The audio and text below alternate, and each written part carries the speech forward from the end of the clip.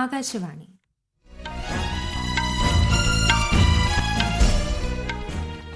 നമസ്കാരം. വാർത്തകൾ വായിക്കുന്നത് അമൃത കല്യാണി.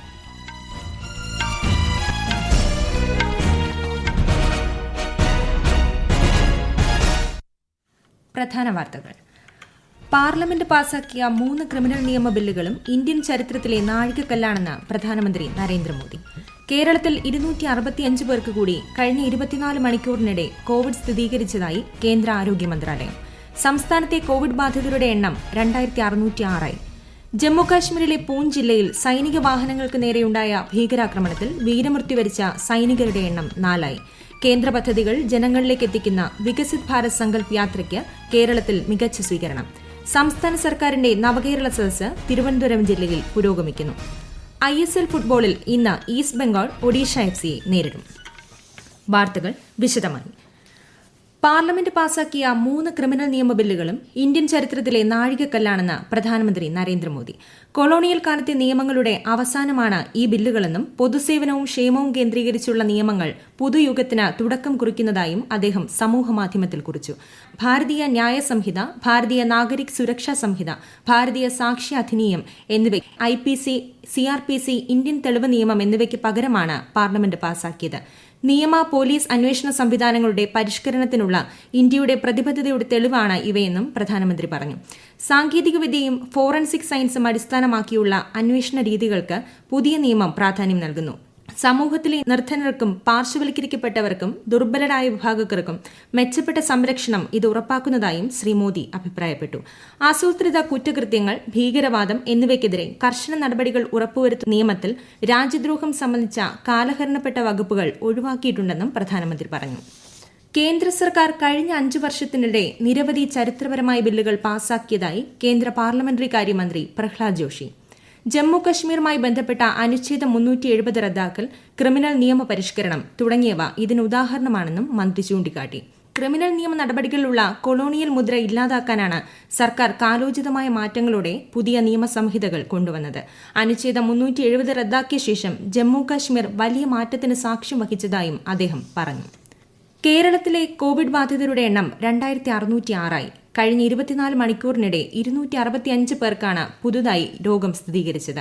ഒരു കോവിഡ് മരണവും ഈ കാലയളവിൽ റിപ്പോർട്ട് ചെയ്തതായി കേന്ദ്ര ആരോഗ്യ മന്ത്രാലയത്തിന്റെ കണക്കുകൾ വ്യക്തമാക്കുന്നു. അതേസമയം കോവിഡിന്റെ പുതിയ ഒമിക്രോൺ വകഭേദമായ JN1 അതിവേഗം പടർന്നു പിടിക്കുന്നതാണെന്ന് ലോകാരോഗ്യ സംഘടന അറിയിച്ചു. എന്നാൽ ഈ വകഭേദം ഉയർത്തുന്ന ആരോഗ്യ ഭീഷണി താരതമ്യേന ലഘുവാണെന്നും നിലവിൽ നൽകിവരുന്ന വാക്സിനുകൾ മതിയായ സംരക്ഷണം ഉറപ്പുവരുത്തുമെന്നും WHO വ്യക്തമാക്കി. ഇന്ത്യ, ചൈന, അമേരിക്ക, UK തുടങ്ങിയ രാജ്യങ്ങളിൽ JN1 റിപ്പോർട്ട് ചെയ്തിട്ടുണ്ട്. ജമ്മുകശ്മീരിലെ പൂഞ്ച് ജില്ലയിൽ സൈനിക വാഹനങ്ങൾക്ക് നേരെയുണ്ടായ ഭീകരാക്രമണത്തിൽ വീരമൃത്യു വരിച്ച സൈനികരുടെ എണ്ണം 4. 2 സൈനികർക്ക് സംഭവത്തിൽ പരിക്കേറ്റിട്ടുണ്ട്. പ്രദേശത്ത് സൈന്യം വ്യോമ നിരീക്ഷണം ഉൾപ്പെടെ നടത്തിവരികയാണെന്ന് അധികൃതർ അറിയിച്ചു. ഇന്നലെ ഉച്ചതിരിഞ്ഞാണ് 2 സൈനിക വാഹനങ്ങൾക്കു നേരെ ഭീകരാക്രമണമുണ്ടായത്. രജൌരി പൂഞ്ച് മേഖലയിൽ സൈനികർക്ക് നേരെ ഈ വർഷമുണ്ടാകുന്ന 4ാമത്തെ ഭീകരാക്രമണമാണിത്. കേന്ദ്ര സർക്കാരിന്റെ വികസനക്ഷേമ പദ്ധതികൾ ജനങ്ങളിലേക്ക് എത്തിക്കുന്നതിനായി സംഘടിപ്പിക്കുന്ന വികസിത് ഭാരത് സങ്കൽപ് യാത്ര സംസ്ഥാനത്ത് വിജയകരമായി പര്യടനം തുടരുന്നു. ഇന്ന് തിരുവനന്തപുരം ജില്ലയിലെ കഠിനംകുളം, അഴൂർ എന്നിവിടങ്ങളിലും തൃശൂർ മുളങ്കുന്നത്തുകാവ്, തോളൂർ ഗ്രാമപഞ്ചായത്തുകളിലും കോട്ടയം ജില്ലയിലെ മീനച്ചിൽ, തലപ്പുലം ഗ്രാമപഞ്ചായത്തുകളിലും യാത്രയെത്തും. സംസ്ഥാനത്തെ പ്രഥമ ഗോത്രവർഗ പഞ്ചായത്തായ ഇടമലക്കുടിയുടെ ക്യാമ്പ് ഓഫീസ് പ്രവർത്തിക്കുന്ന ദേവികുളത്ത് വികസിത് ഭാരത് സങ്കൽപ് യാത്ര എത്തി. ഊര് നിവാസികൾ പരിപാടിയിൽ പങ്കെടുക്കാൻ ദേവികുളത്തെത്തി. പാലക്കാട് ജില്ലയിലെ വണ്ടഴി, നെന്മാറ പഞ്ചായത്തുകളിലും ഷൊർണൂർ, പട്ടാമ്പി നഗരസഭകളിലും വികസിത് ഭാരത് സങ്കൽപ് യാത്ര ഇന്നെത്തുന്നുണ്ട്. കണ്ണൂർ ജില്ലയിലെ നഗരപ്രദേശങ്ങളിലും സങ്കൽപ് യാത്ര പര്യടനം തുടങ്ങി. കൂടുതൽ വിവരങ്ങളുമായി ആകാശവാണി കണ്ണൂർ ജില്ലാ പ്രതിനിധി KO ശശിധരൻ. കണ്ണൂർ ജില്ലയിലെ നഗരസഭകൾ കേന്ദ്രീകരിച്ചുകൊണ്ടുള്ള വികസിത ഭാരത് സങ്കല്പ യാത്രയ്ക്ക് ഇന്നലെയാണ് തുടക്കം കുറിച്ചത്. പയ്യന്നൂർ നഗരസഭയിലെ കോത്തായമുക്ക്, പഴയ ബസ് സ്റ്റാൻഡിന് സമീപം എന്നിവിടങ്ങളിലാണ് ഇന്നലെ യാത്ര എത്തിച്ചേർന്നത്. ഇന്ന് രാവിലെ പയ്യന്നൂർ നഗരസഭയിലെ പെരുമ്പാ ടൗണിൽ നടന്ന വികസിത് ഭാരത് സങ്കല്പ യാത്ര Payyanur chamber of commerce president KU Vijayakumar ഉദ്ഘാടനം ചെയ്തു. വിവിധ ക്ഷേമ പദ്ധതികളെക്കുറിച്ച് ഡിപ്പാർട്ട്മെന്റ് തലത്തിലുള്ള ഉദ്യോഗസ്ഥർ ക്ലാസ് എടുത്തു. പാചകവാതക സിലിണ്ടർ കൈകാര്യം ചെയ്യുമ്പോൾ ശ്രദ്ധിക്കേണ്ട കാര്യങ്ങളെക്കുറിച്ച് അഗ്നിരക്ഷാസേന ഉദ്യോഗസ്ഥരും ക്ലാസ് എടുത്തു. ഇന്ന് ഉച്ചയ്ക്ക് ശേഷം തളിപ്പറമ്പ് നഗരസഭയിലെ കുപ്പത്താണ് യാത്ര എത്തിച്ചേരുക. മുഖ്യമന്ത്രിയും മന്ത്രിമാരും പങ്കെടുക്കുന്ന കേരള സർക്കാരിന്റെ നവകേരള സദസ്സിന് നാളെ സമാപനം. തിരുവനന്തപുരം ജില്ലയിൽ പര്യടനം തുടരുന്ന നവകേരള സദസ്സ് ഇന്ന് 4 നിയോജക മണ്ഡലങ്ങളിലാണ് സന്ദർശനം നടത്തുന്നത്. അരുവിക്കര, കാട്ടാക്കട, നെയ്യാറ്റിൻകര, പാറശാല മണ്ഡലങ്ങളിലാണ് ഇന്നത്തെ സദസ്സ്. അരുവിക്കര മണ്ഡലത്തിലാണ് ആദ്യ നവകേരള സദസ്സ്. കാട്ടാക്കട മണ്ഡലത്തിലെ നവകേരള സദസ്സ് കാട്ടാക്കട ക്രിസ്ത്യൻ കോളേജിലും നെയ്യാറ്റിൻകര മണ്ഡലത്തിലെ നവകേരള സദസ്സ് വൈകിട്ട് നെയ്യാറ്റിൻകര മുനിസിപ്പൽ സ്റ്റേഡിയത്തിലും നടക്കും. പാറശാല മണ്ഡലത്തിലെ നവകേരള സദസ്സ് കാരക്കോട് മെഡിക്കൽ കോളേജിലും നടക്കും. ഈ വാർത്തകൾ ആകാശവാണിയിൽ നിന്ന്. ആകാശവാണി വാർത്തകളും വാർത്താധിഷ്ഠിത പരിപാടികളും all India radio news Thiruvananthapuram എന്ന യൂട്യൂബ് ചാനലിൽ ലഭ്യമാണ്. കൂടുതൽ വാർത്തകൾക്കായി @all India radio news Thiruvananthapuram എന്ന ഫേസ്ബുക്ക് പേജും @AER_News_TVM എന്ന എക്സ് ഹാൻഡിലും സന്ദർശിക്കാം. സ്ത്രീധന പീഡനം മൂലം ഡോക്ടർ ആത്മഹത്യ ചെയ്തതുമായി ബന്ധപ്പെട്ട കേസിൽ അറസ്റ്റിലായ ഡോക്ടർ റുവൈസിന് ഹൈക്കോടതി ഉപാധികളോടെ ജാമ്യം അനുവദിച്ചു. കേസിൽ സാക്ഷികളെ സ്വാധീനിക്കാനോ കേസ് അട്ടിമറിക്കാനോ ശ്രമം നടത്തരുത് എന്ന ഉപാധിയോടെയാണ് ഡോക്ടർ റുവൈസിന് ജാമ്യം അനുവദിച്ചത്. സസ്പെൻഷനുമായി ബന്ധപ്പെട്ട കാര്യങ്ങളിൽ അച്ചടക്ക സമിതിക്ക് തീരുമാനമെടുക്കാമെന്നും കോടതി വ്യക്തമാക്കി. മുല്ലപ്പെരിയാറിലെ ജലനിരപ്പ് ക്രമേണ ഉയരുന്നു. നീരൊഴുക്ക് ഒരേ നിലയിൽ തുടരുകയും തമിഴ്നാട് കൊണ്ടുപോകുന്ന വെള്ളത്തിന്റെ അളവ് കുറച്ചതിനാലും കഴിഞ്ഞ 2 ദിവസമായി നേരിയ തോതിൽ ജലനിരപ്പ് ഉയർന്നുകൊണ്ടിരിക്കുകയാണ്. ഏറ്റവും ഒടുവിൽ ലഭിച്ച കണക്കുകൾ പ്രകാരം 140.50 അടിയാണ് ജലനിരപ്പ്. സെക്കൻഡിൽ 2175 ഘന അടി വെള്ളം ഡാമിലേക്ക് ഒഴുകിയെത്തുമ്പോൾ 300 ഘന അടി വെള്ളമാണ് തമിഴ്നാട് കൊണ്ടുപോകുന്നത്. പഞ്ചാബിലെ രാബാഗ് ഗേറ്റ് ആൻഡ് റാപ്പാർഡ്സ് പ്രോജക്ട്, ഹരിയാനയിലെ ചർച്ച് ഓഫ് എപ്പിഫാനി, ഡൽഹിയിലെ ബിക്കാനീർ ഹൌസ്, കേരളത്തിലെ കുന്നമംഗലം ഭഗവതി ക്ഷേത്രത്തിലെ കർണികാര മണ്ഡപം തുടങ്ങിയവയ്ക്ക് യുനെസ്കോ അംഗീകാരം. രാംബാഗ് ഗേറ്റ് ആൻഡ് റാപ്പാർഡ്സ് പ്രോജക്ടിന് മികച്ച നഗര പുനരുജ്ജീവനത്തിനുള്ള പുരസ്കാരവും church of Epiphany, Bikaner house എന്നിവയ്ക്ക് പൈതൃക സംരക്ഷണ പദ്ധതികൾക്കുള്ള പുരസ്കാരവും കുന്നമംഗലം ഭഗവതി ക്ഷേത്രത്തിലെ കർണികാര മണ്ഡപത്തിന് അവാർഡ് ഓഫ് ഡിസ്റ്റിങ്ഷനുമാണ് ലഭിച്ചത്.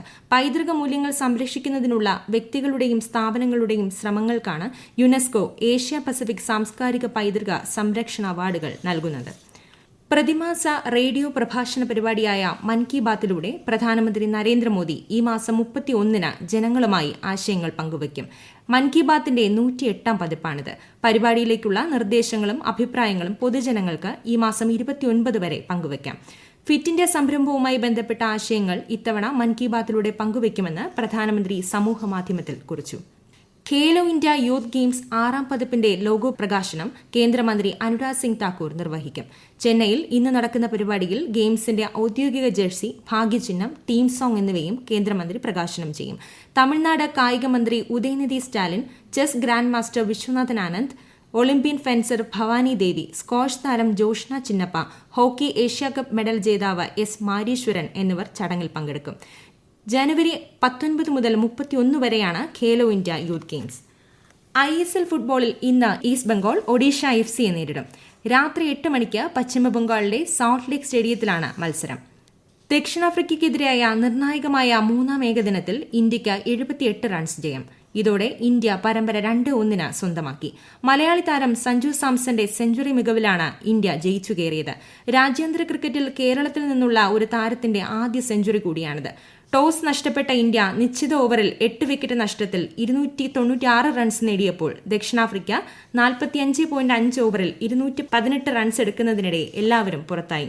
ചെന്നൈ ചെസ് ഗ്രാൻഡ് മാസ്റ്റേഴ്സ് ടൂർണമെന്റിൽ ഇന്ത്യൻ യുവതാരം ദൊമ്മരാജു ഗുഗേഷിന് ജയം. ഈ നേട്ടത്തോടെ ഗുഗേഷ് FIDE പോയിന്റ് പട്ടികയിൽ മുന്നിലെത്തി. ജനുവരി 1 വരെ ഈ ലീഡ് നിലനിർത്തിയാൽ അടുത്ത വർഷം നടക്കുന്ന കാൻഡിഡേറ്റ്സ് ടൂർണമെന്റിന് താരം യോഗ്യത നേടും. പ്രധാന വാർത്തകൾ വീണ്ടും.